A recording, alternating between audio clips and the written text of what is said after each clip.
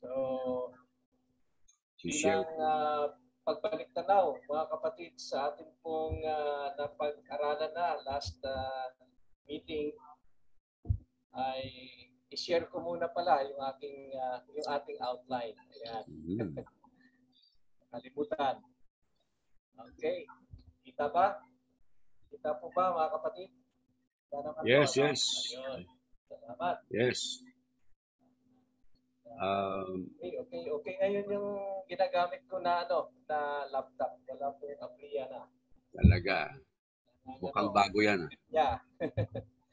So, muli mga kapatid, ay ating pong balikan ang ibang mga masabi po natin importanteng bagay na ating pong natalakay last Thursday.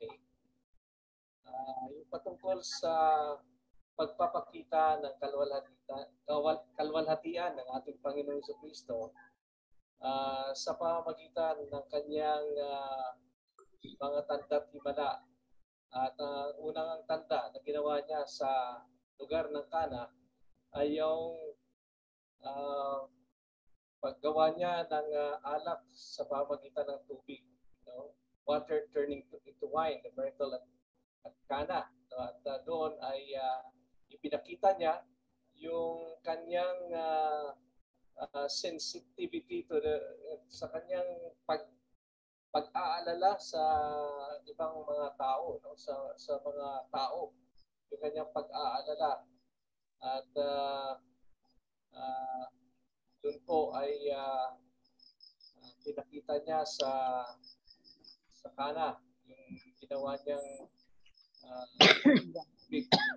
Dahil malaking kailangan na halaga kapag merong ganong kasalan. Tama. Dahil isang linggo ang kanilang kasalan. Kaya tama. Na ikaw rin ang mag-ano niya, control. Masustain yung food at saka yung kanilang beverage. And then, pinakita niya rin yung kanyang kapangyarihan sa oras o sa panahon, yung proseso ng paggawa ng wine ay kailangan ng maraming araw. Kailangan po yung fermentation. At yung kanya, pinakita niya rin yung kanyang kapangyarihan sa paglalang na hindi niya na kailangan ng anumang mga bagay-bagay para makagawa siya ng alak. Tubig lang. At nakagawa siya ng 120 to 180 gallons na alak. Pero mo, ang dami, no, mga kapatid. And then, pinakita din yung kalidad ng kanyang gawa. Mabuting alak ang kanyang ginawa. Na-discuss na rin natin yan patungkol sa mabuting alak. Meron po tayong special study about the word oinos, alak. And then, ang tanda at himala na yon ay pinakita din ang karakter ng ating Panginoon Jesucristo o di kaya yung kanyang likas, yung kanyang mapagbigay na anyo o likas ng ating Panginoon Jesucristo. So yun po ang ating huling tinalakay last Thursday. At nais kong i-share sa inyo, mga kapatid, yung verse 11, yung huling talata ng unang segment ng chapter 2. Sinabi nga natin na meron pong dalawang segment itong John chapter 2. Yung kasalan sa Cana, yung the miracle in Cana, and then yung kanyang paglilinis ng templo doon sa Jerusalem. So, ang huling talata ng chapter ng unang segment natin, chapter 11, verse 11, sinabi doon, this beginning of signs Jesus did in Cana of Galilee and manifested His glory, and His disciples believe Him. Wala ito sa ating outline, pero gusto kong i-share sa inyo yung effect ng tanda't himala na ginawa ng ating Panginoong Jesucristo sa Kana. Particularly, yung sinabi nitong tanda. Ito po yung umpisa ng kanyang tanda doon sa Kana. At ginamit ang salitang tanda o sign sa Ingles. At itong salitang ito, mga kapatid, ay isa lang ito sa description ng miracle sa Biblia, yung word na miracle. Isa lang ito sa mga description ng miracle. At sa New Testament, yung salitang miracle ay meron pong 3 na uring salita ang Griego na ginamit. Una, yung salitang dunamis or power. Yun po ay sumasagisag din ng himala o miracle.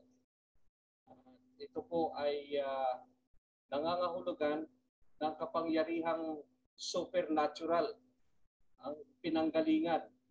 At ito po ay hindi ma-produce ng natural means. Kaya dunamis. At halimbawa sa Acts chapter 8 verse 13 and Acts chapter 19 verse 11. At sa aklat ng Juan, sa ating pong ebanghelyo na pinag-aaralan, mga kapatid, ay hindi po ito ginamit na salita. Itong power or dunamis. Diyan po kinuha yung salitang dynamite, no? Dynamite, kung familiar po tayo sa salitang Griego, dunamis. And then ang pangalawa, yung salitang teras o wonder sa English.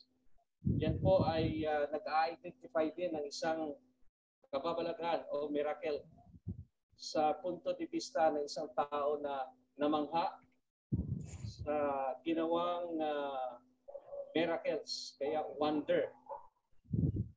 At for example, sa Acts chapter 14 verse 3, yung si Simon, the sorcerer, namangha siya sa ipinakitang kababalaghan ni Felipe doon sa Samaria. At iba pang mga talata sa Bagong Tipan. Yung wonder. At ito po ay madalas na ginagamit kasama ang salitang sign. Sign and wonder. Signs and wonders.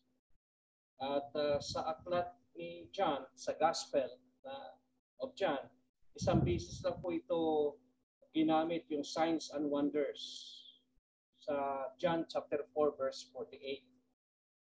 At ang pangatlo ay itong salitang Griego na Simeon. At yan po ay sa English ay sign or mark, marka or token. Token. Ito po ay ginamit ni John to refer to a miracle. At dito nga sa miracle in Cana, ang kanyang ginamit dito ay signs. This beginning of his signs, Jesus did in Cana of Galilee. Word na sign. Simeon sa Griego. At ito po ay nagpapakita ng presensya at ng kilos ng Diyos. At ito po ay nangangahulugan ng isang bagay o maraming bagay na meron pong tinatawag nating yun bang sinyales. No? Hindi ko maano sa Tagalog.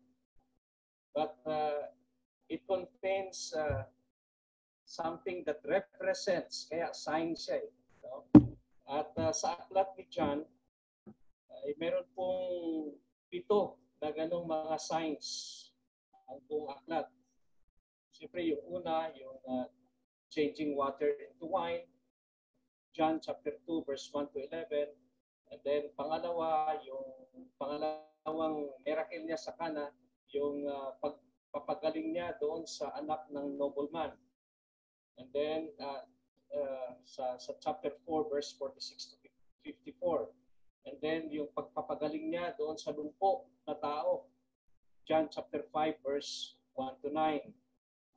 Sa John chapter 6 verse 1 to 14, pang-apat, feeding of the 5,000.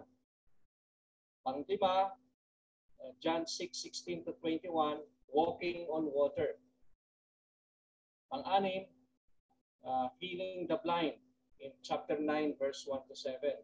And then in chapter 11, ang finale, chapter 11 verse 1 to 46, the raising of Lazarus.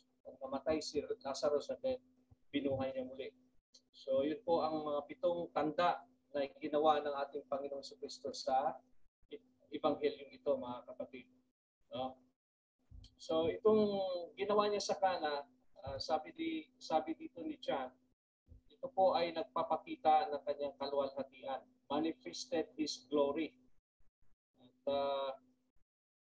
ito po ay nakaugnay doon sa prologue po sa chapter 1 verse 14 na sinasabi na siya ay sinasabi doon ni John, the glory as of the only begotten from the Father, full of grace and truth. At ito'y pinakita ngayon sa Cana ng ating Panginoong Jesucristo for the first time sa Cana. Pero mapansin natin, mga kapatid, no, itong ginawa ng ating Panginoong Jesucristo na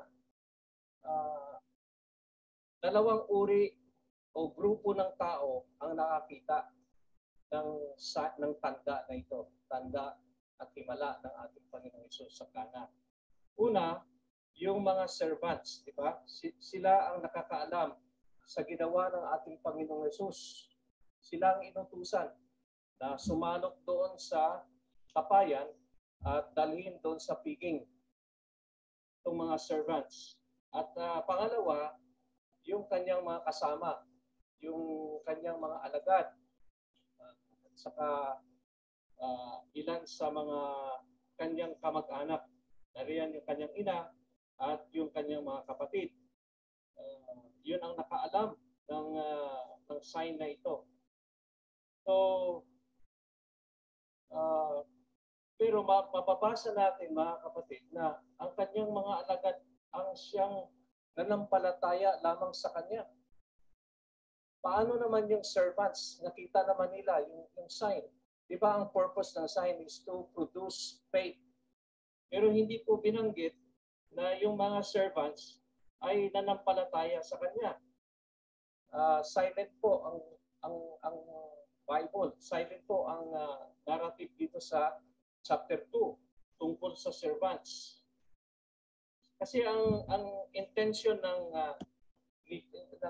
miracles at itong narrative ni John sa gospel ay to generate belief. Kung sino mang makabasa ng kanyang ebanghelyo ay manampalataya sa ating Panginoong Jesucristo. Ito po ang purpose ng pagsulat ni John. At ipinakita ng ating Panginoong Jesucristo ang kanyang mga tanda upang sa ganon patunayan na siya ay anak ng Diyos at manampalataya ang tao. Pero atin pong nakita na obserbahan na yung servants, kahit na nakita nila ang signs ng ating Panginoong Jesucristo, ay hindi po binanggit na sila ay nanampalataya sa ating Panginoon. So, hindi po sa pananaw po natin, mga kapatid, ay hindi po yung tanda lamang. Dahil lamang sa tanda ay manampalataya ang tao. Kundi manampalataya sila sa persona ng ating Panginoong Jesucristo bilang anak ng Diyos. Yun po ang dapat makita nila doon sa tanda at himala, sa likod ng tanda at himala. Hindi po yung tanda lamang ang kanilang nakita at sila ay namangha. No? At pagkatapos niyan ay hindi naman sila nanampalataya at sumunod sa ating Panginoong Jesucristo. Okay? So, yan po ang isa sa mga obserbasyon natin, mga kapatid, patungkol sa last lesson po natin. Ngayon, pupunta tayo sa pangalawang segment ng chapter na ito. Magsimula po ito sa verse 12 down to 22. 14 verses po ito, mga kapatid. At dito nga, sa unang dalawang talata, verse 12 and 13, mababasa po natin, sabi dito sa Tagalog, pagkatapos nito ay lumusong siya sa Capernaum. Siya at ang kanyang ina, at ang kanyang mga kapatid, at ang kanyang mga alagad, at sila'y nangatira roon, hindi maraming araw. At malapit na ang Pasko ng mga Hudyo, at umahon si Jesus sa Jerusalem. So, ito po yung unang dalawang salaysay dito, mga kapatid, na natin pong titingnan. At ito po ay para bang naputol ng ibang topiko na naman ito, isang segment na naman, no, ng chapter 2 na nagsisimula na para bang kinonekta, no, mga kapatid. At ito po ay madalas na gamitin ng tagasulat na si Apostle John.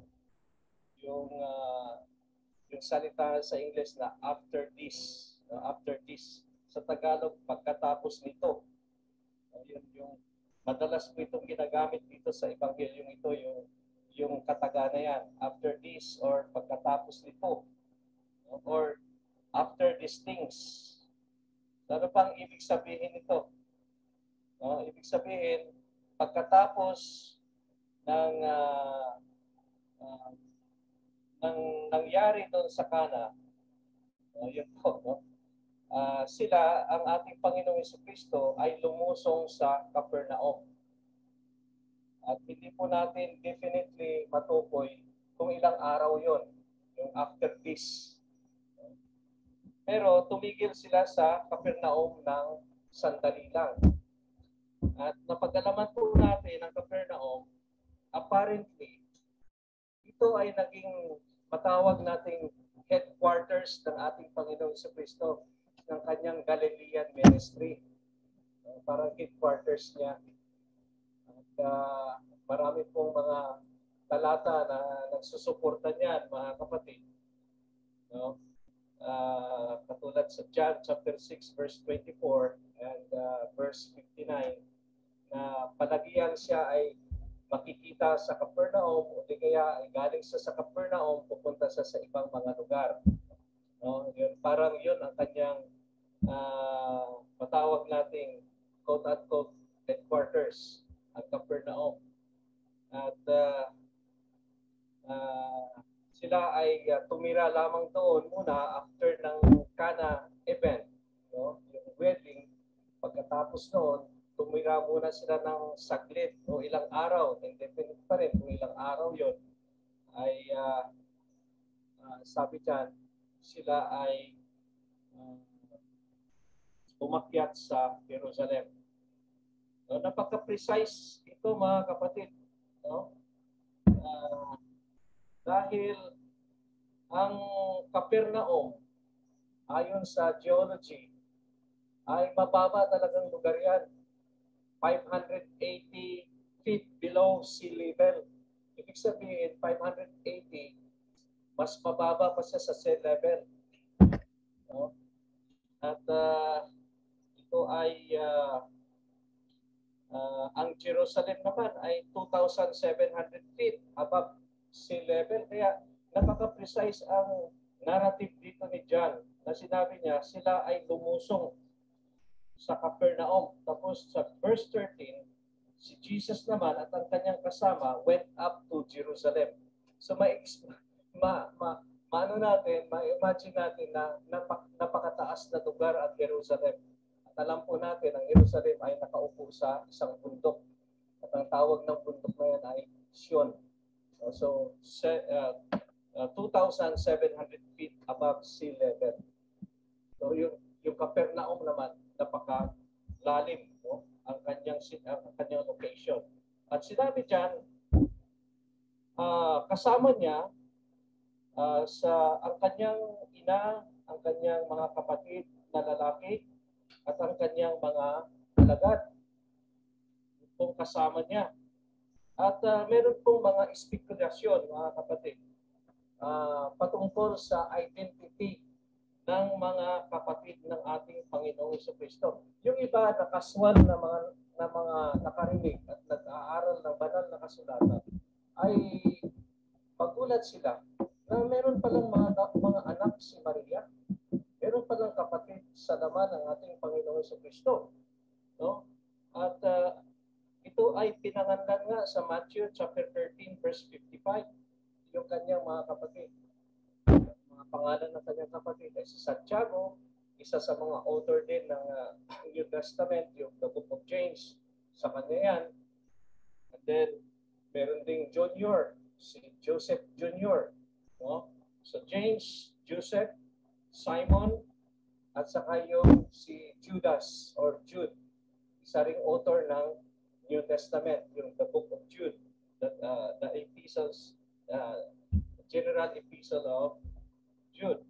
At pinanganlan. At meron din siya mga sisters. At least sa pamilya na yan ay merong 5 lalaki o 2 babae.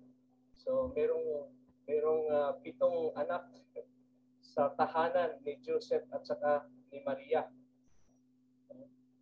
At yung mga disciples naman, probably, ito yung mga nauna niyang mga disciples na kasama niya. Si Andrew, si Peter, si Philip, at saka si Nathaniel o si Bartolome. At yung isa na hindi pinanganlan, maaari na si Apostle John. At sabi dito ni John, sila ay umakyat sa Jerusalem sa malapit sa Pasko ng mga Hudyo, Passover of the Jews. At bakit in-specify ito ni Apostle John? Kapatid, bakit ito na in-specify niya? So, atin pong napansin sa ating pong pag-umpisa ng pag-aaral nito na isa sa mga audience na maraming audience ng aklat na ito ay mga Griego. Kaya dinefine niya, no, kasi unacquainted itong mga Gentiles about Jewish festivals. Kaya sinabi niya, Passover of the Jews. Parang redundant. Pag sinabi mong Passover, sa Jews lang yan eh. Pero sinabi niya, Passover of the Jews. Upang sa ganon ay maunawaan ito ng mga hintil na mga readers na ni Apostle John. So, dito sa ating outline, yung salitang brethren, it is the physical brothers ng ating Panginoong Hesus in contrast to the disciples. Kasi may mga sapantahan yung ating mga kaibigan na gusto nila kasing i-preserve yung idea, yung immaculate, yung pananatiling birhen ni Maria. Kasi parang venerated yan o sabi nila, kanila pong nilalagay sa pedestal si Maria to the point na hindi siya yung karaniwang santo, quote-unquote, kundi para ding sinasamba siya at tinatawag na siyang Mother of God. Diba sa kanilang panalangin, mga kapatid, tinatawag si Mary na Mother of God. Holy Mary, Mother of God. So kung ito isa po itong matawag natin, mga kapatid, na magpapabula sa ganung idea ng perpetual virginity ni Mary. Dahil meron pong physical na mga kapatid ang ating Panginoong Hesus. Ito po yung mga kapatid niya sa union ni Mary at saka ni Joseph bilang mag-asawa. Nauna kasi ang ating Panginoong Jesucristo. Hindi po siya anak ni Joseph kay Mary. Kundi siya ay miraculously ipinanganak ni Mary sa pamamagitan ng Espiritu Santo. Pero itong mga brothers niya, in contrast to the disciples, kasi meron pong sumusulong na hindi daw physical brother yan ng ating Panginoon Jesus, kundi mga disciples din niya yan. No? Pero at this point, mga kapatid, 5 pa lang yung kanyang disciples, hindi pa kumpleto yung 12. At kaunti lang ang sumusunod sa kanya. So, itong mga kapatid ng ating Panginoon Jesucristo na lalaki ay unbelievers po ito sa kanya. Hindi po ito naniniwala una-una sa kanya. Mababasa po natin yan sa chapter 7, verse 5 and following.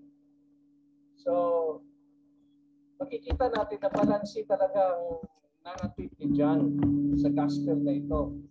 Ang pagpresenta niya, balansi. Dahil sa chapter 7, sinabi niya, pati ang kanyang mga kapatid ay hindi naniwala sa kanya. So,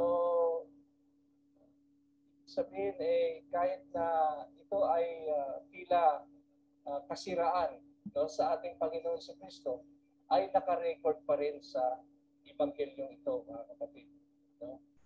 So, ang kanyang mga kapatid ay nakisama sa kanya a few days at nakita nila yung miracle. Katulad din ng mga servants, nakita din nila yung miracle, pero hindi pa rin sila naniwala. Hindi sila na-convince. So, sabi nga dito sa ating outline, if John were to give only success stories, it would make his gospel unrealistic to the skeptical readers. Yung mga nagdududa na mga mambabasa, masabi niya, unrealistic naman ito. Siyempre sabihin niya, mga kamag-anak niya, naniwala ka agad sa kanya. O di kaya, yung mga servants naniwala ka agad sa kanya. Kaya sinabi natin, on the onset kanina, na hindi lamang miracles ang tinitingnan, kundi yung sa likod ng miracles. Yung persona ng ating Panginoong Hesus Kristo bilang anak ng Diyos, yun dapat ang makita nila sa mga tanda na ipinapakita ng ating Panginoong Hesus Kristo. So, dito kahit na hindi success ay nandyan pa rin, no? Nakasulat pa rin sa gospel para sa mga skeptics, para sa mga taong nagdududa. No? And then in verse 13, bigyan pansin natin itong Passover o Paskwa. No? At itong salitang Passover ay prominente ito sa Gospel of John. At sa kaisipan na ang ating Panginoong Jesucristo, siya yung kordero, Passover lamb. Gaya ng sinabi ni John, yung patutuo ni John the Baptist, behold, the Lamb of God who takes away the sins of the world. John chapter 1 verse 29. So, ito po yung gustong i-drive ni John dito, mga kapatid, no? Sa paggamit niya ng Passover, word na Passover. So,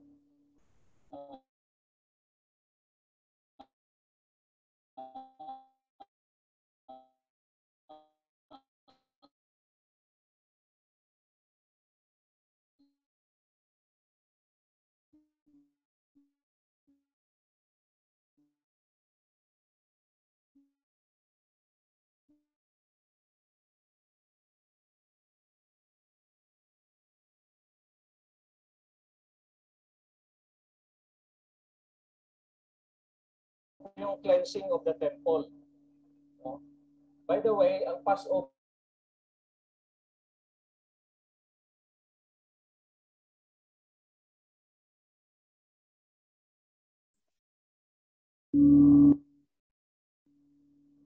Nawawala-wala ka, Sam? Oo, nawawala nga. Plus, the oldest Jewish festival. Excuse, Sam. Try mo kaya na i-off yung video mo. Kasi nagro-robotic siya. Parang mahina ang signal. Ay, oo, nakasabi. Saka kanina mayroong umuugong mula sa iyo. One of the oldest festival ito palang Passover ng mga Hudyo. Meron pong tatlong major feasts. Yung isa ay Pentecost at yung isa ay Feast of Tabernacle.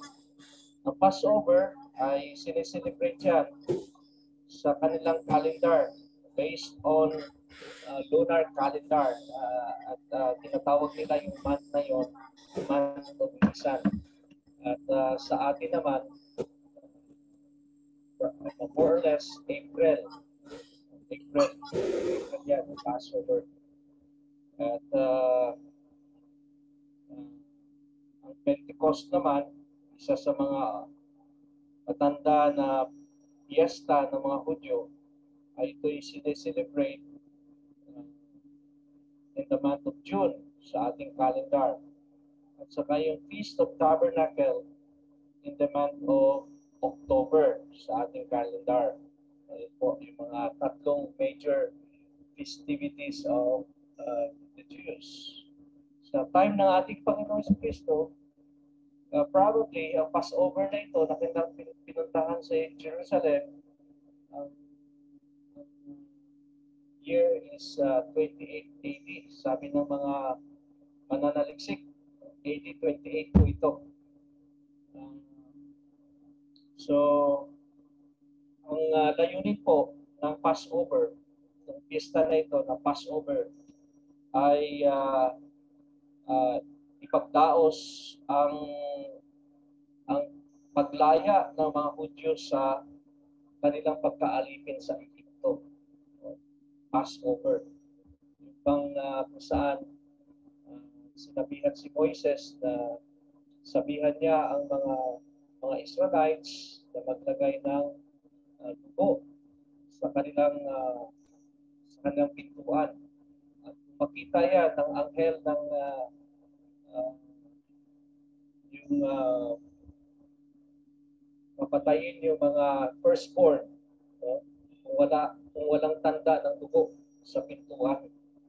So, kung may dugo, yung anghel na papatay ng mga firstborn ay mag-pass over lang. Kaya pass over. Yan po, no? Yung deliverance nila sa Egyptian bondage, yung umpisa ng kanilang paglaya sa kamay ni Paraon. So, itong Passover, talaga pong ine-expect sa lahat ng mga Hudyo na lalaki na umattend ng Pasko na ito, ng fiesta na ito every year. No? At ang ating Panginoon sa Kristo ay umakyat ng Jerusalem para makipagdaos ng fiesta. At yan po ang kanyang nakasanayan. Mababasa natin sa Lucas 2:41 na noong siya ay nasa probably 13 years old, ay sumama siya sa kanyang mga magulang sa Jerusalem para magdaos ng Passover. So, ito po, no? So, ating outline, the Passover time is prominent in the Gospel of John, and Jesus is told of us the Passover lamb in this Gospel. The Passover of the Jews was at hand, and John continually refers to this fact because of Jesus being the Passover lamb. So, nandun na sila sa temple, may nangyari po doon, mga kapatid, sa templo. Yung tila sobrang ginawa ng ating Panginoong Hesus doon sa templo. Magmula po yan sa verse 14 to verse 17. Basahin po natin, mga kapatid. John chapter 2 verse 14 to 17. At nasumpungan siya sa templo, yaong nangagbibili, o nasumpungan niya sa templo, yaong nangagbibili ng mga baka at mga tupa at ng mga kalapati. At ang mga namamalit ng salapi na nakaupo. At ginawa niyang isang panghampas ang mga tubig. Itinaboy niya lahat sa templo ang mga tupa at gayon din ang mga baka. At binubo niya ang salapi ng mga mamamalit. At ginulo ang kanilang mga tulang. At sa nangagbibili ng mga kalapati ay sinabi niya, alisin ninyo rito ang mga bagay nito. Huwag ninyong gawin ang bahay ng aking ama na bahay kalakal. Dapat alalanga ng kanyang mga alagad ang nasusulat, kakainin ko ng sikap sa iyong bahay. Yan po ang narration dito po sa mga talatang ito, mga kapatid. So yung templo in verse 14, ito po yung umpisa ng discussion dito na kung saan ang ating Panginoon Jesucristo ay nagalit sa mga nangangalakal doon sa loob ng templo. Pero imagine mo, mga kapatid, hindi po sa loob talaga ito ng templo. Ito po ay ang templo mismo ay located yan sa isang compound, no? Walled compound kasi po yun, mga kapatid. Yung Jewish temple sa panahon po ng ating Panginoon Jesucristo, it is a compound at ang sukat niya ay meron pong 480 by 300 meters ang kanyang sukat. Kung imagine po natin yung soccer field, yung football field, mga 6 na football field po yan. Napakalawak po yung compound na yan. At ang kabuuan ng compound na yan ay tinatawag na temple. May mga courtyard yan. At ang courtyard na kung saan itong mga nangangalakal, ito yung courtyard na tinatawag na the court of the Gentiles. Meron din namang mga courtyard na mga Hudyo lang ang makapasok. Meron namang portion ng templo na mga lalaki lang makapasok. And then meron namang portion ng templo na mga pari lang makakapasok. So itong portion ng templo na ito na tinawag dito sa verse 14 na templo lang, specified. Ito po yung tinatawag na the court of Gentiles, na kung saan kahit sino ay pwede pong pumasok doon. Kahit mga hintil ay pwedeng pumasok doon. No? So, hindi restricted. May mga areas na restricted lang sa mga Jewish. Meron ding mga areas na pwede lahat makapasok. At yun, doon po, nagsasagawa ng pangangalakal yung mga tao sa bahagi ng templo na yun. No? At meron doong mga money exchanger. Sa panahon natin ngayon, forex yan, mga kapatid. No? So sa pagpapalit nila ng barya, ng pera, ay meron po silang ganansya. Dahil sa meron pong mga coins na galing sa labas na inisyo ng mga Gentiles. At ang mga coins na yan ay mukha ng emperor. So ayaw naman ng mga Hudyo tanggapin kasi pambayad nila sa tax sa temple yan eh. So ayaw ng Hudyo tanggapin yung mga coins ng Gentile. Kaya pag pumasok yung mga Hudyo, na may dala na coins ng Gentile, pinapalitan nila sa money exchanger. At dyan, nagkakaroon ng palitan. No? Siyempre, kung may palitan, meron pong ginansya. Ganun talaga yung kalakalan ng Forex, mga kapatid. Forex trading. So, ginagamit nila yan para bayaran nila yung kanilang temple tax.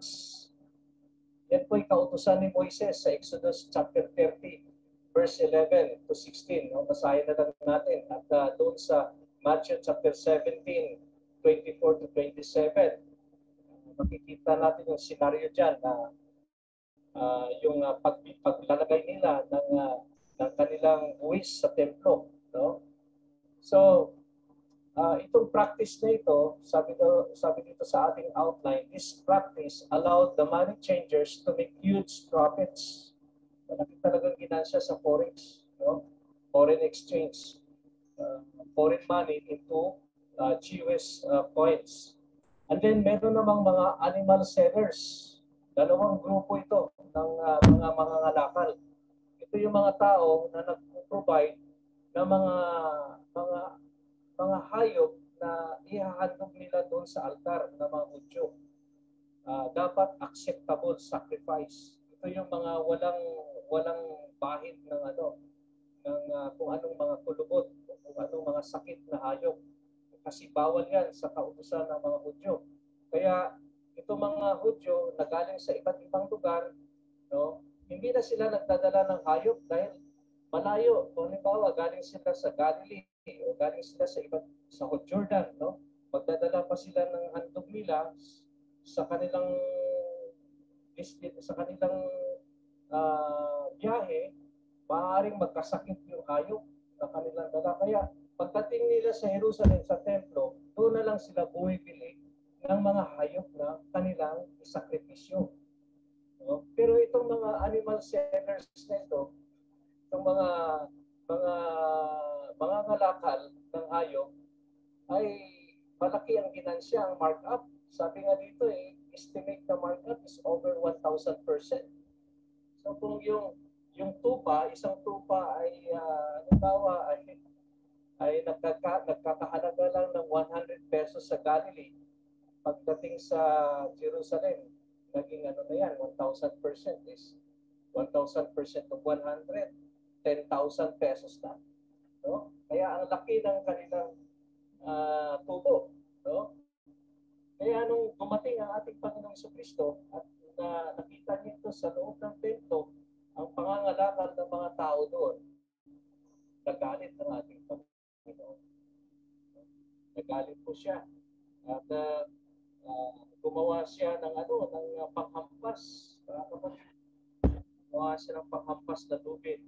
Hindi naman ito katulad ng panghampas ng mga sundalo ng mga Romano na gawa sa balat ng hayop na may mga sima sa dulo, no?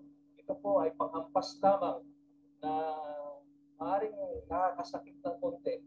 Pero dahil sa kanyang galit, mga kapatid, ay ginamit niya ito sa pagtaboy ng mga nangangalakal doon sa loob ng templo o sa loob ng court of the Gentiles. Hindi mismo doon sa loob ng templo.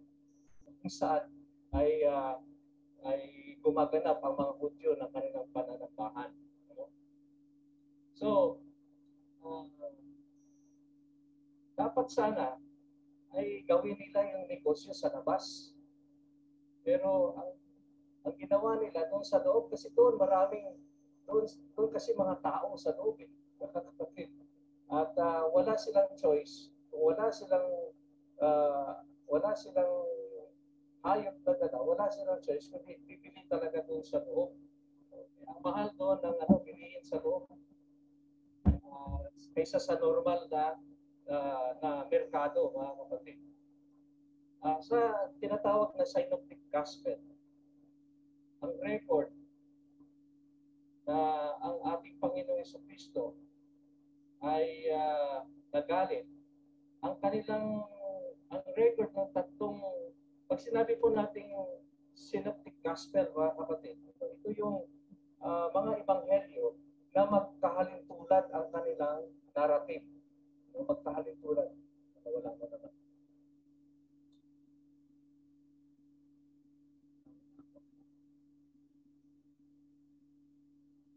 Nawala.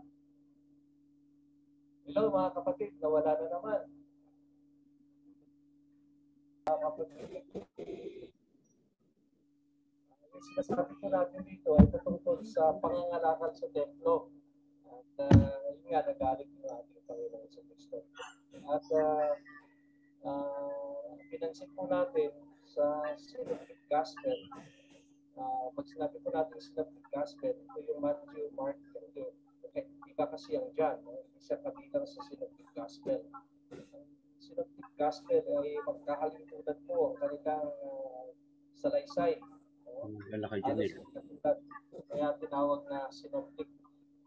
Ang kanila ay ang kanilang description sa mga nangangalakal ay mga magnanakaw o robbers. Ang lugar na kanilang ginagamit sa pangangalakal ay king of robbers. Pero dito sa John ay hindi po ginamit ito ni John apparently. At, of course, talagang nag-take advantage itong mga nangangalakal sa templo. Very obvious naman mga kapatid itong mga nagninegosyo doon. At hindi po sila honest sa kanilang business dealings. Kaya tama lamang na ang description, den of robbers. Puok ng mga magnanakaw. Ginawa nila ang templo na puok ng mga magnanakaw. So ang emphasis kasi ni John, hindi siya nag-object sa activity ng business kung paano ginagawa ng mga nagninegosyo doon sa loob ng templo. Ang sa kanya ay more on tinatawag po nating theological. Theological po mga kapatid. At ito po yung kanyang description dito eh. Sabi ng Panginoon, verse 16, and those who were selling doves, he said, take these things away. Stop making my Father's house a place of business. Hindi niya sinabi, den of robbers. A place of business. At naalala ito ng kanyang mga alagad ang nasusulat sa, I think, sa Psalms. No? Zeal for your house will consume me. Sabi ng Psalms. At ito po, mga kapatid, no? Na-imagine po natin ang difficulty na sa mga mananamba sa loob ng templo. Magamat sabihin natin, ito po yung court of Gentiles, pero yung mga pumapasok dyan ng mga Hintil, ito yung sila mga prospect ng mga Hudyo sa kanilang proselyting, yung convert nila sa Judaism. At iba pa mga Jews na nananalangin, nag-meditate doon sa loob ng templo, at maraming mga tao. Pero imagine mo na napakaingay po ito. May mga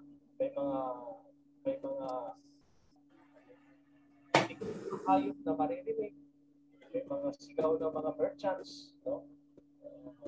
So, hindi makapag-focus yung mga mananambahan sa loob ng templo na ito kung patuloy yung kanilang pangangalakal doon, no? So, yun po, at nagalit ang ating Panginoon sa Kristo. Kaya, hindi po masama magalit, di ba? Hindi naman tinuturo ng Biblia na masama talaga pag magalit ng tao. Pero sabi ni Apostle Paul, magalit po tayo na hindi nagkakasala. Ganun din ang ating Panginoon sa Kristo. This is, tinatawag po natin divine indignation. So, sa English, divine indignation. Ito po yung righteous indignation. Yung kanyang galit. So, sa Old Testament, ito po yung komentary sa nangyaring ito. No? Sa Malakay chapter 3. Puntahan po natin ito, mga kapatid. Malakay chapter 3. Wala po yan sa ating outline. Ito po sa mga propeta. 3:1-3. Sabi rito, narito aking sinusubo, ang aking subo, at siya ay maghahanda ng daan sa harap ko. At ang Panginoon na inyong hinahanap ay biglang paroroon sa kanyang templo. Ang tinutukoy ko dito sa propesiyang ito ay ating Panginoon sa Kristo. At ang sugo ng tipan na inyong ikinaliligayahan, narito siya ay dumarating, sabi ng Panginoon ng mga hukbo. Ngunit sino ang makakatanan sa araw ng kanyang pagparito? At sino ang tatayo pagka siya'y nakikita, sapagkat siya'y parang apoy ng magdadalisay at parang sabon ng tagapagpapaputi. At siya'y mauupong gaya ng nangingitlap at magdadalisay ng pilak, at kanyang dadalisayin ang mga anak ni Libay. So ito po'y nagsisignify, mga kapatid, ng paglilinis niya sa templo. Yung mga Libay, sila yung mga dahil ng paring sa loob ng templo. At itong Panginoon na darating ay maglilinis ng templo. At yun po ay katuparan dito sa nangyari sa ating Panginoon sa Kristo. Ganon din sa Zacarias 14, mga kapatid, 21, sinabi po rito, oo, bawat palayok sa Jerusalem at sa Huda ay aaring banal sa Panginoon ng mga hukbo. At silang lahat na naghahain ay magsisiparoon at magsisikuha niyaw at magpapakulo. At sa araw na iyon ay hindi na magkaroon pa ng Kananeo sa bahay ng Panginoon ng mga hukbo. Ang Kananeo, ito yung mga Canaanites, sila itong mga merchants sa loob ng ports of Gentiles. Sila itong mga negosyante dyan. At sabi rito sa Zacarias, hindi na magkakaroon ng Canaanites o merchant sa loob ng kanyang templo. At ito nga ang nangyari na itinaboy ng ating Panginoon sa Kristo in His righteous indignation, na yung loob ng Port of Gentiles ay naging bakante na ng mga ngalakal dahil sa kanyang galit. No?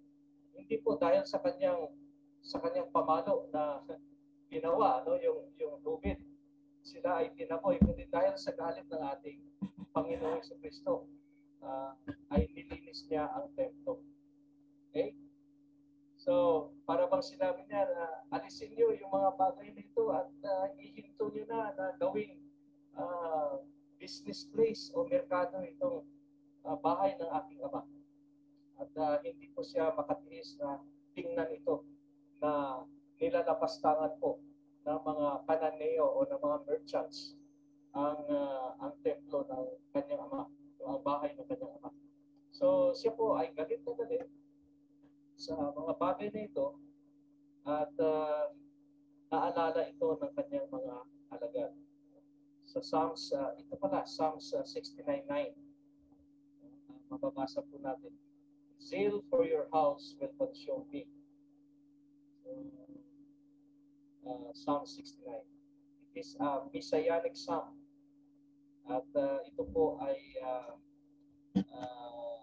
lagi pong nakuquote dito sa aklat ni Juan, sa Gospel of John. So, ang templo, hindi lamang kasi yan, mga kapatid, no, simpleng lugar. Kundi sa mga Hudyo, ang templo ay lugar na kung saan dito ginaganap ang kanilang dalisay na pananambahan sa tunay at nag-iisang Diyos. Yan po ang kaisipan ng ating Panginoon sa Kristo. At yan din ang kaisipan ni John sa kanyang pag-narrate dito, mga kapatid, no? Na kung bakit nagalit ang ating Panginoon sa Kristo. So, sa kataga na sinabi niya, my Father's house, ay dinideklara niya ang kanyang sarili na talaga siya ay anak ng Diyos. Dinideklara niya ang kanyang sarili na bilang Diyos, mga kapatid. No? At ito'y consistent, no, sa kanyang pagiging Misaya, sa pagkapiling sa ating Panginoon. Meron nga isang scholar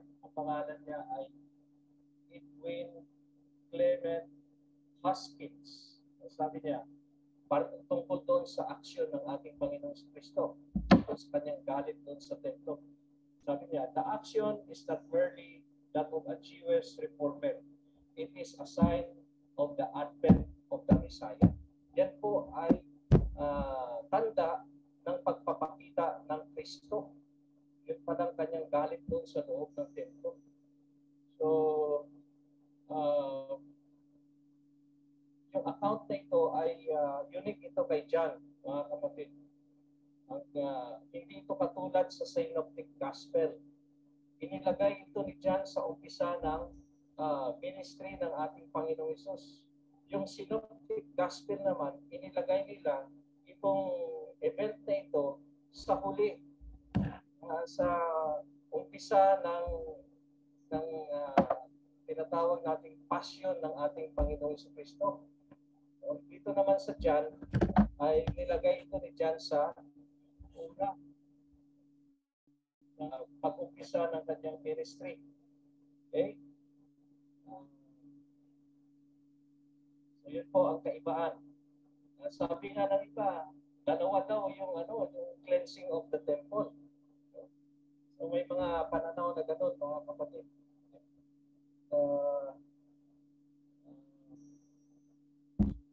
Maaaring hindi gano'n ang purpose ni John. Kundi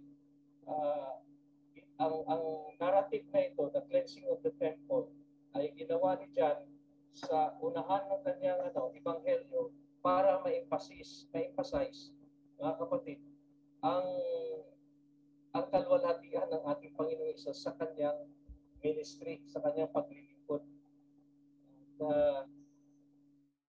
Ang Synoptic Gospel ay nilagay nila sa hulihan para i-emphasize yung passion ng ating Panginoon sa Kristo. Kasi ito yung dahilan kung saan ang mga Hudyo ay inakusahan ng ating Panginoon noon sa Synoptic Gospel. Ito yung dahilan kung bakit siya isa sa mga kaso na kanyang hinarap doon sa Sanhedrin. Meron po silang hinire nga na mula ang saksi na ang Panginoong Hesus daw ang gigiba ng templo at itatayo niya ng 3 araw. Pero mali yun na yun po ay falso na testimonya ng isang saksi, kasi hindi naman sinabi ng Panginoong Hesus na siya ang gigiba. Ang sinabi ng Panginoong Hesus, igiba ninyo ang templo. Sino ang gigiba? Ang mga Hudyo, hindi ang ating Panginoong Hesus. Pero sa akusasyon, sabi ng saksi, ang Panginoong Hesus ang gigiba at itatayo niya ng 3 araw na ang templo. So, ito ay mali na testimonya ng isang saksi. No? So, dito sa 18 hanggang 22, okay, fast track tayo, mga kapatid. Ito yung response ng mga Hudyo sa kanya.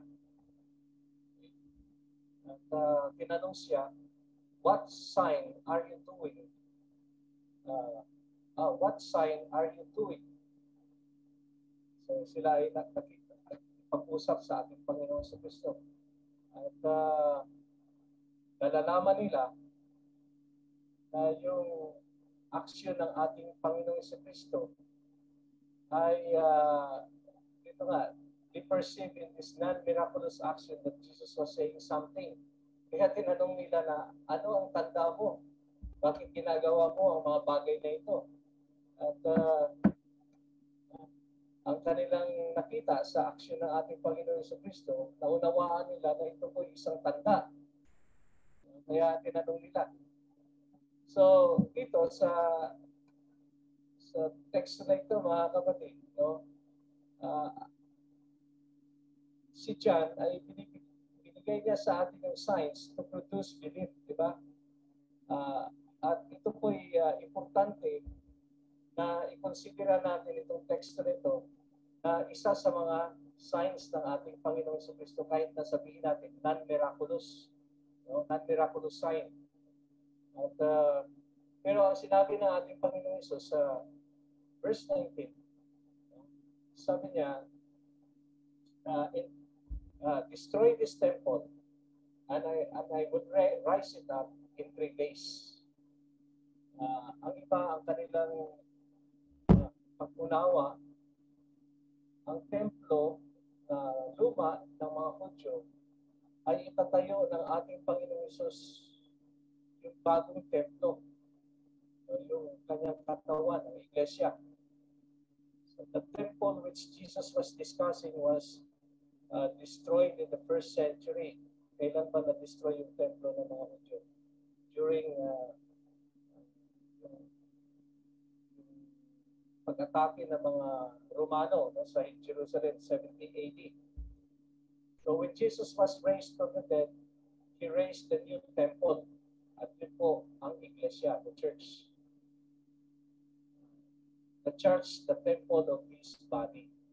John chapter 1, verse 21. The concept of the church being a temple or house is not uncommon to the New Testament. Yan po isang kaisipan, no? Na ang templo ay tatayo ng ating Panginoon Jesus in 3 days. Yung templo na yun ay mag-iiba at itatayo niya ang bagong templo. Sabi ng iba, ito daw ay ang iglesia. At maaaring may tama din naman yan, mga kapatid. No?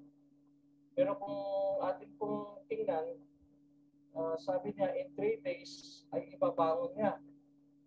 So maaari din nating unawain ito, mga kapatid, na ang templo ay ang katawan mismo ng ating Panginoong Jesus. And in 3 days, yung kanyang resurrection, in 3 days, ito ang templo. At kung siya ay nag-resurrect, kasi kung church, mag-aantay pa ng 50 days na nagkaroon po ng church, di ba? Hindi po 3. So yung templo, maaaring unawain natin na ito po ay katawan ng ating Panginoong Jesus sa resurrection. 3 days. Verse 20. Okay. Verse 20. Sabi nito, sinabi nga ng mga Hudyo, 46 na taon ang pagtatayo ng templo ito at itatayo sa 3 araw. So yun po ang kanilang sagot sa ating Panginoong Kristo. Kasi ongoing po ang construction ng temple sa time na ito, mga kapatid. No? Ongoing. At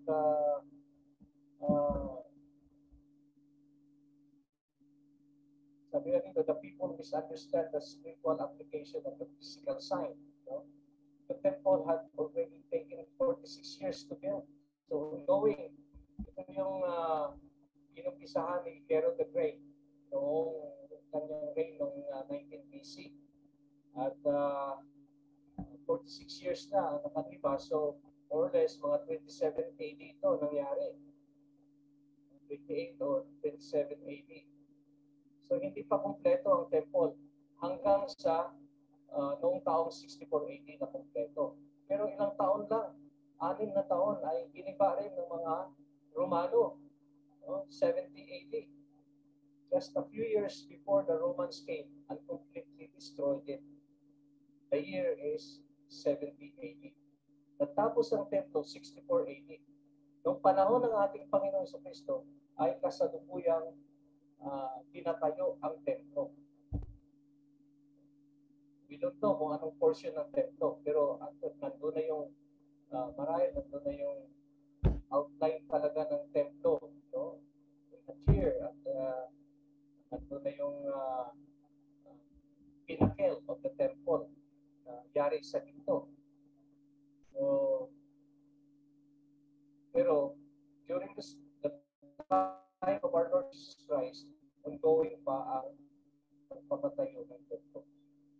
So, dito mga kapatid,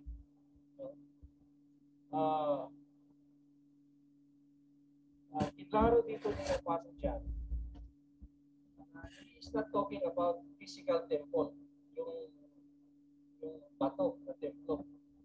Hindi, ang tinutukoy dito ng ating Panginoon Jesus na templo ay ang kanyang katawan. Ang bagong tabernakulo ng Diyos na kung saan ang kanyang presensya ay maipadama niya sa tao sa pamamagitan ng ating Panginoon sa Kristo. Kung ang templo ng Hudyo ay nadama ng mga tao ang presensya ng Diyos doon sa tinatawag na kabanal-banalang dako. So, ito namang bagong templo, ang katawan ng ating Panginoong Jesucristo ay pagpapadama ng presensya ng Diyos sa mga tao, sa bagong pagpapadama ng Diyos sa bagong templo. So ito po ay ang ating Panginoong Hesus ay naging isang bagong lokasyon ng presensya ng Diyos sa buong sanlibutan, mga kapatid, hindi lamang sa Jerusalem. Abot na rin yan sa buong sanlibutan na kung saan ipangaral ang ebanghelyo ng ating Panginoong Hesus ay naroon ang presensya ng Diyos. Naroon ang templo ng Diyos. Naroon ang presensya ng Diyos sa pamamagitan ng ating Panginoong Jesucristo. Kaya ang ating Panginoong Jesucristo ay pinalitan niya yung tinatawag na lumang templo, lumang tabernakulo. At ni-replace niya ito ng kanyang templo, yung kanyang katawan na nabuhay muli sa ikatlong araw.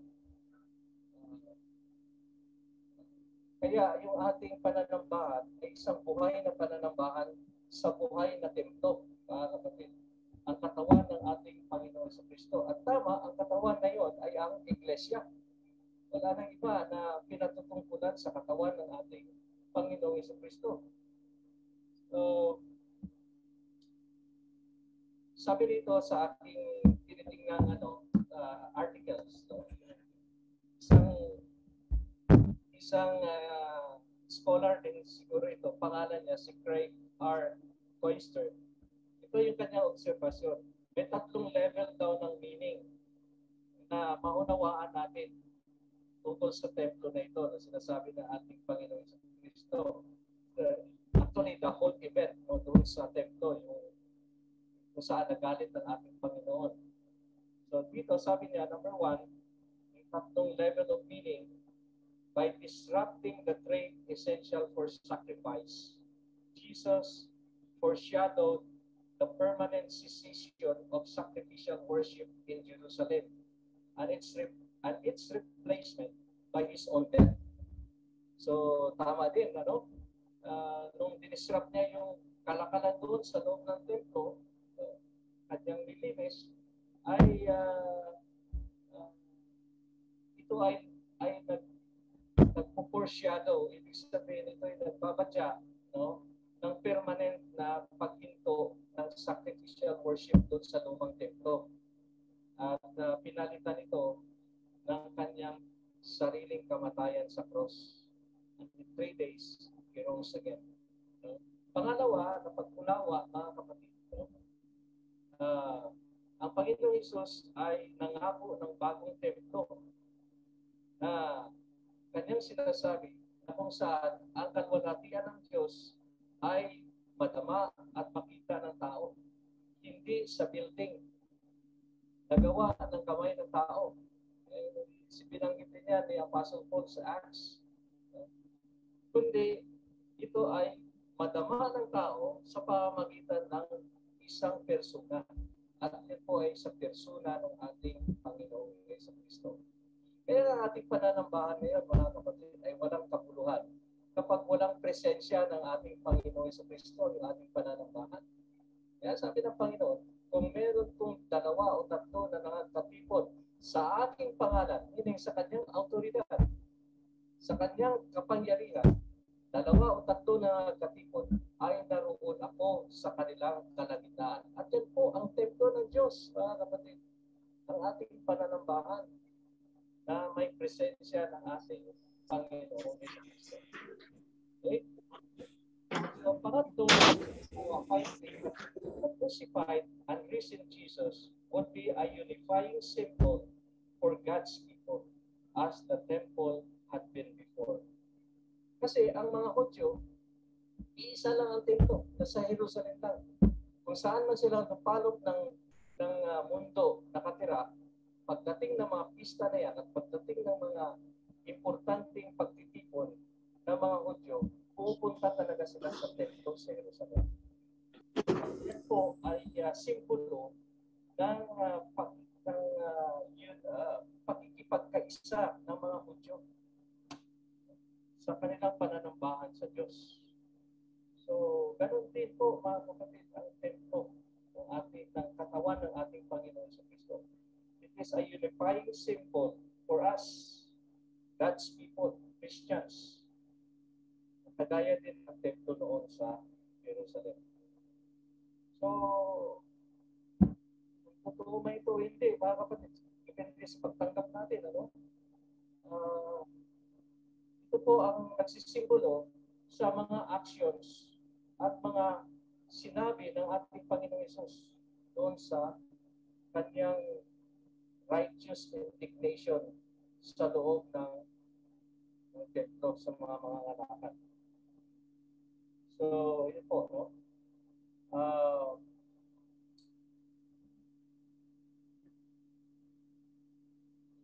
Verse 21, yung komentaryo ni Apostle John. Again, the disciples understood Jesus only after the resurrection.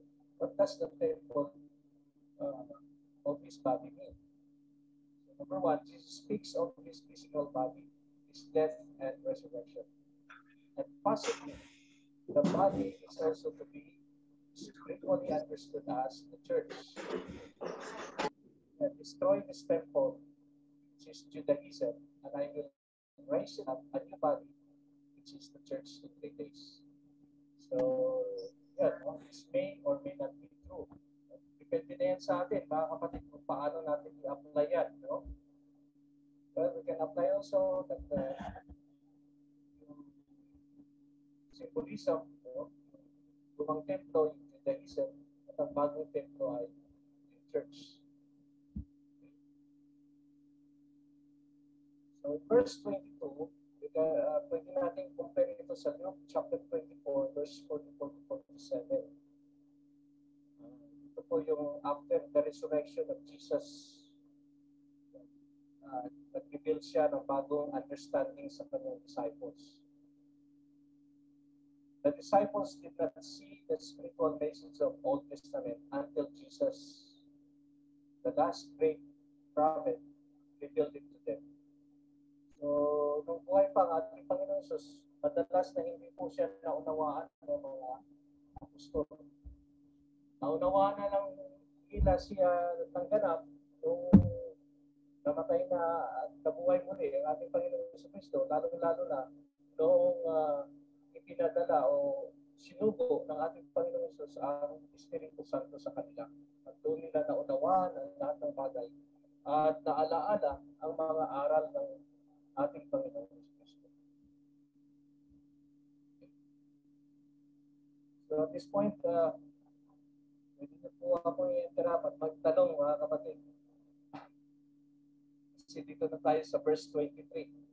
Verse 23 says, nang siya nga ay nasa Jerusalem ng Paskwa, this is Passover, sa loob ng panahon ng kapistahan, ay marami ang mga nagsisampalataya sa kanyang pangalan, pagkakita ng kanyang mga tandang ginawa. Natapwat, verse 24, si Jesus sa kanyang sarili ay hindi rin nagkatiwala sa kanila sapagkat nakikilala niya ang lahat ng mga tao. So, sa lahat ng mga tandang himala ng ating Panginoon Jesus, non-miraculous na ginawa niya sa templo, pero pagkatapos niya, gumawa rin siya ng mga tandang himala na ang purpose is to generate faith and belief sa Kanya. At sabi nga dyan sa salaysay, maraming mga taong nanampalataya din sa Kanya. Pero hindi niya pinagkatiwala yung Kanya sarili. Hindi siya nagtumig sa kanila kasi kilala niya ang mga tao. Jesus knows man.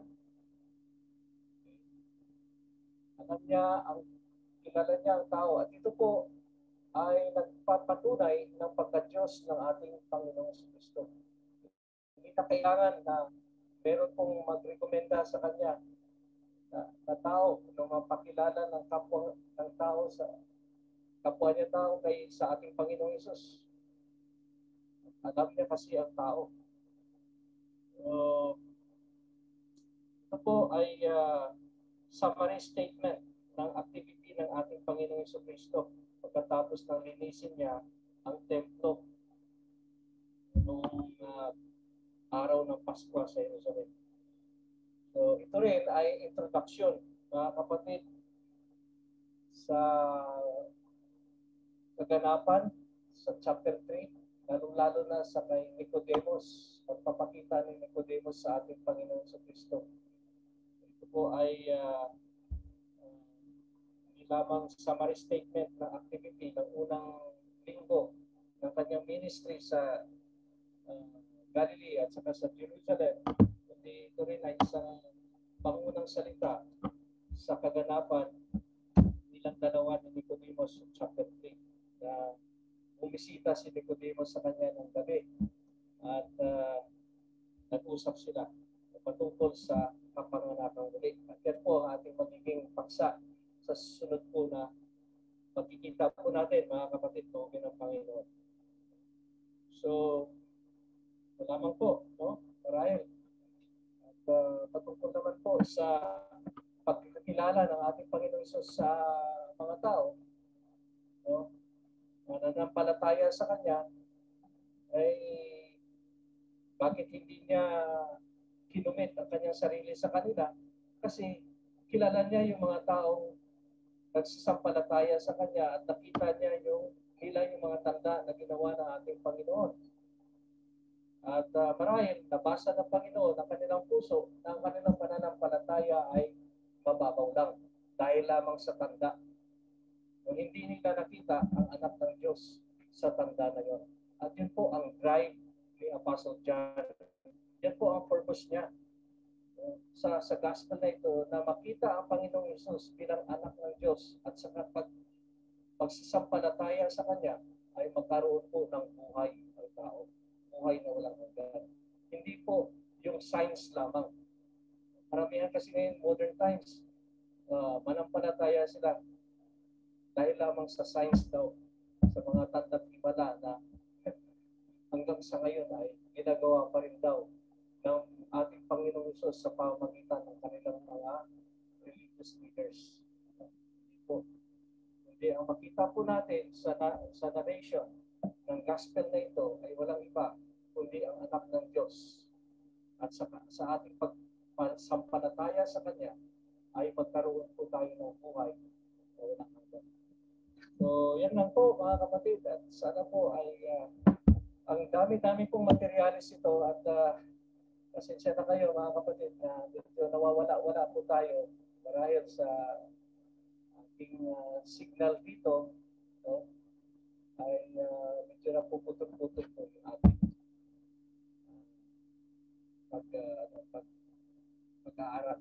Okay? Manong John? Okay. Sinong may tanong? Okay, sana wala na. Meron po mga dagdag o reaction po sa ating pag-aaral o baka nawala doon sa pagkawala rin ng ating signal. Ito po natin mga sinasabi po. Discussion. Stop share ko na. Okay, ako. Sinasabi mo ba, Brad Sam, na yung body, the temple of the body, the temple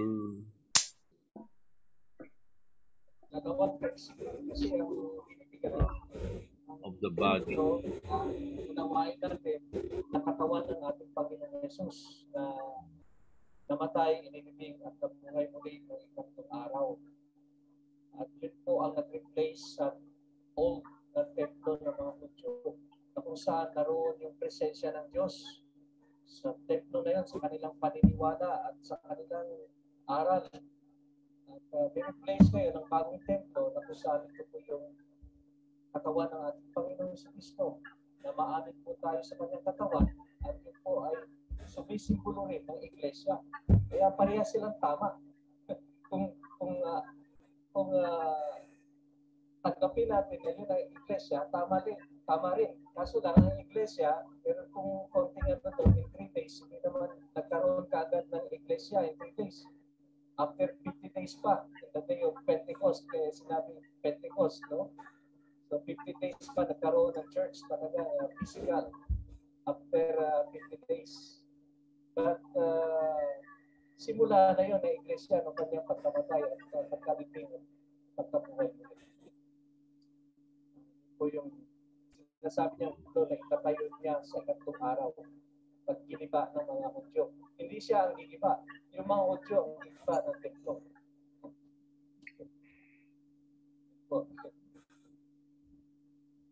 O ibang tao, kagaya ng mga Romano na silang giniba ng templo sa Jerusalem ng 70. Ang ano na natin sa Synoptic Gospel, iba ang pagkalagay sa kanilang narrative. Nung nila inilagay itong event na ito, yung pagtaboy ng ating Panginoon Hesus sa mga mangangalakal sa loob ng templo, noon sa huling linggo ng pasyon ng ating Panginoong Jesucristo. Sa Synoptic Gospel, like sa Matthew 21 nila nilagay ito. Sa Mark 11. Sa Luke 19. No?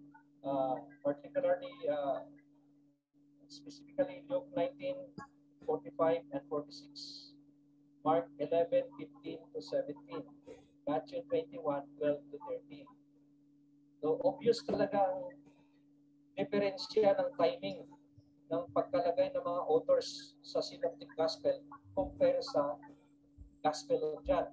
Kaya kasi sa Gospel of John, sa unang public ministry ng ating Panginoon, actually, first week ito ng Panginoon sa kanyang public ministry. Inilagay nila dito yung event na yan ng pagkaboy ng mga ngalakal sa loob ng templo. Iba siya sa Synoptic Gospel, sa tatlong Gospel. At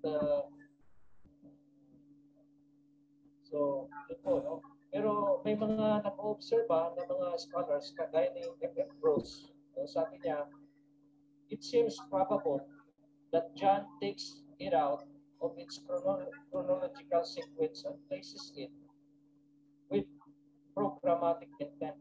So, wala palang tinatawag na chronological order ang mga events sa Book of John.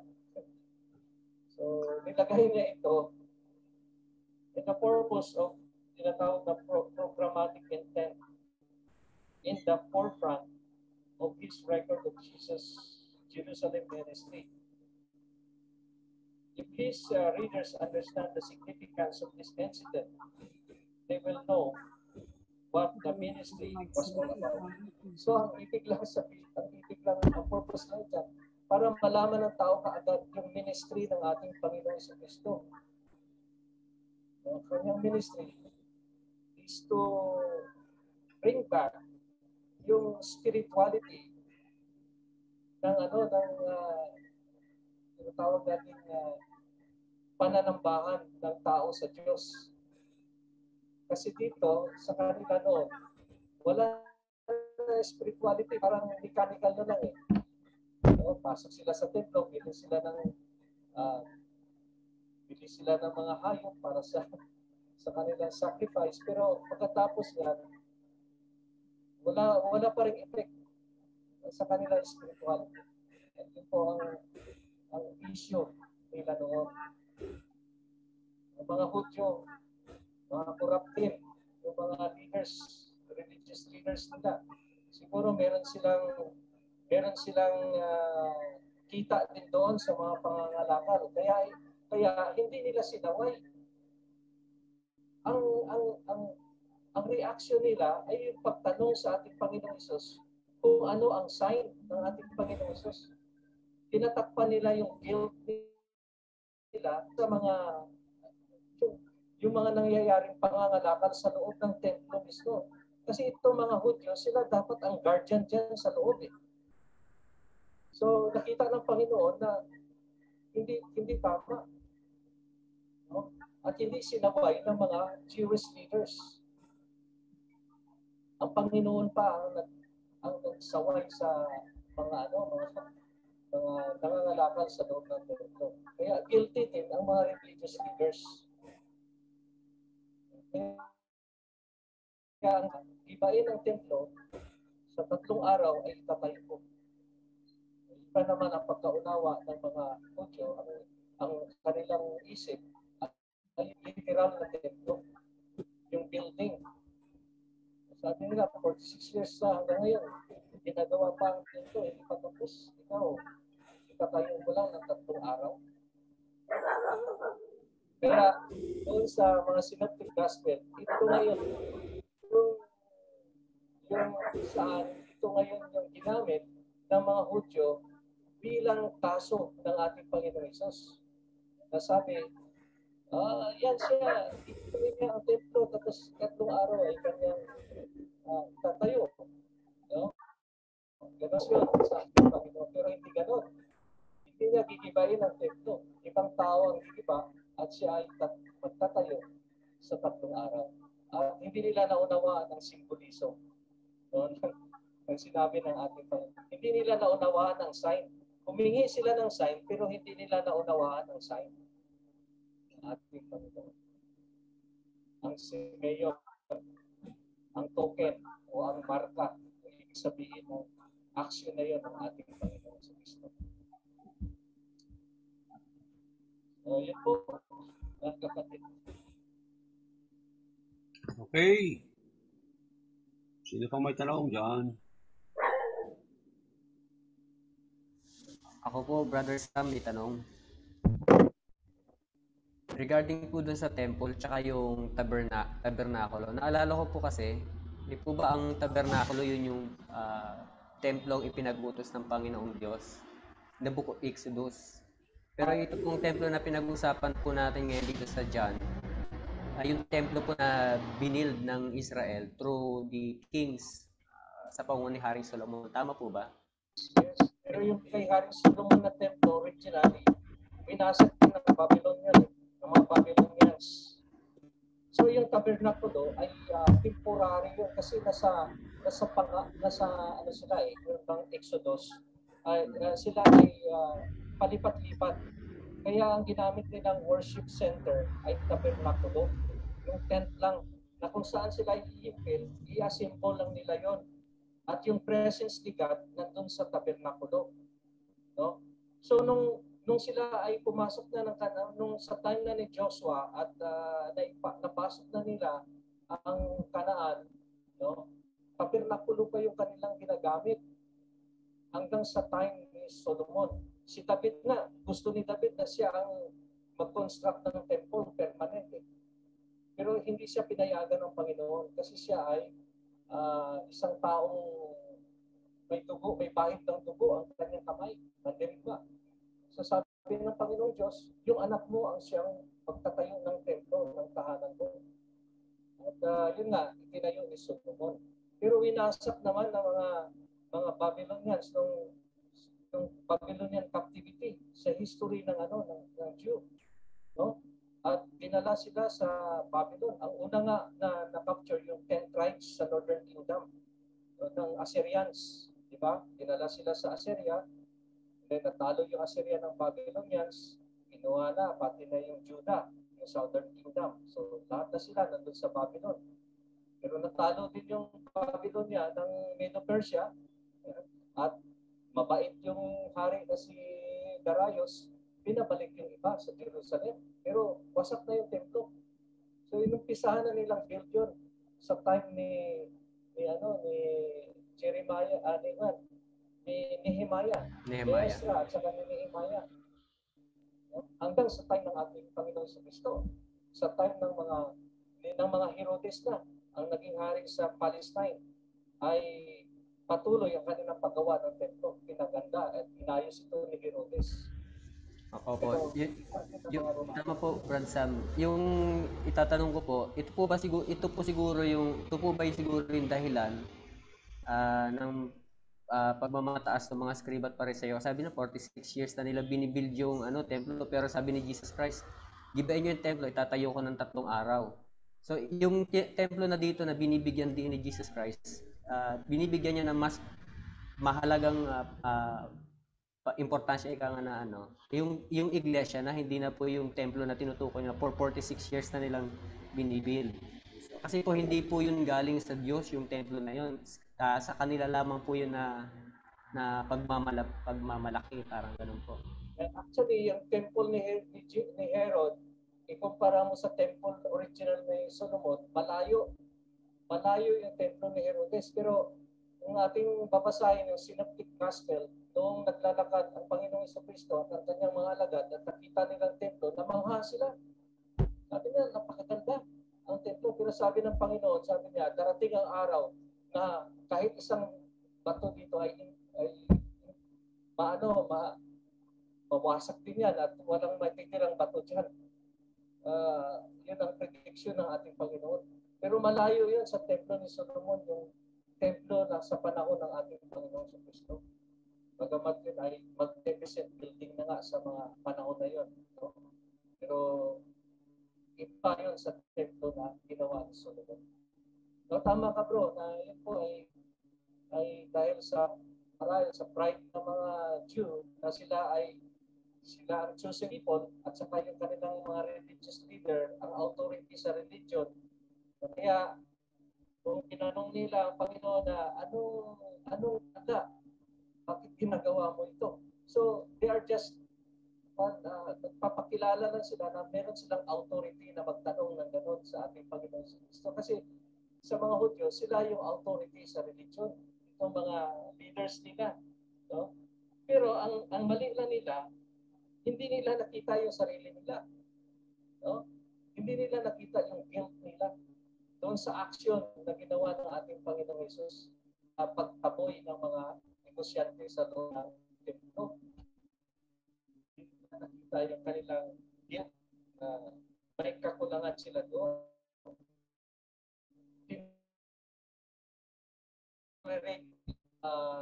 Kalakaran sa loob ng templo. So yung tanong na sabi nila, unstable na naman yung connection ko. Anyway, yung tanong na sabi ng mga Hudyo na anong tanda? Bakit mo ginagawa ang bagay nito? I-operates lang yun sa guilt na hindi nila inaamin. Yung pag-tolerate nila sa negosyo sa loob ng templo.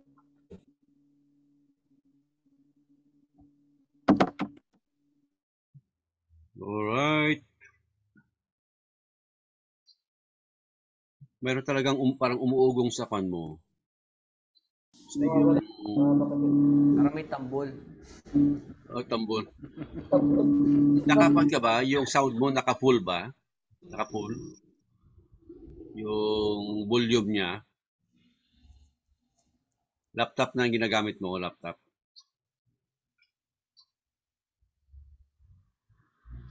Na-mute po yata.